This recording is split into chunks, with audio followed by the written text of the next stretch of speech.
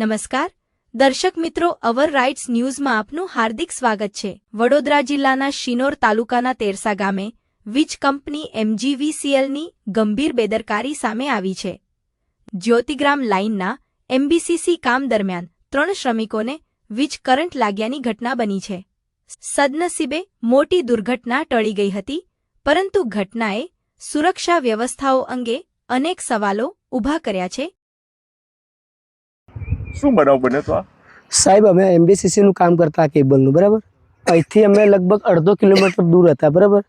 અહીંયા છે ને મારા 15 થી 16 માણસ છે, મતલબ એમાંથી 4 જણા થાંભલે ચડેલા હતા, બરાબર।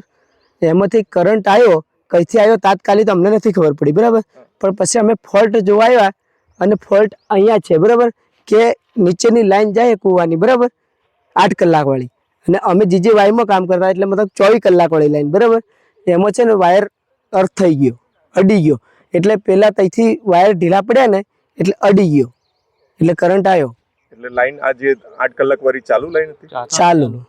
પછી તમે કોને જાણ કરી આ વસ્તુની?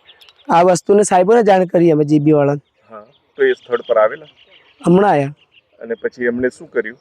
કશું કીધું નથી હજી। અને લાઈન બંધ કરાવી અત્યારે? અત્યારે એમને કુવાવાળી લાઈન બંધ કરી દીધી।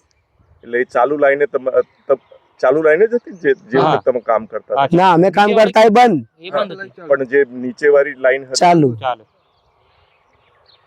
કેટલા જણને કરંટ લાગ્યો છે? આમાં 3-4 જણને લાગ્યો ને સર। એક જણ હમણાં મોકલે છે કે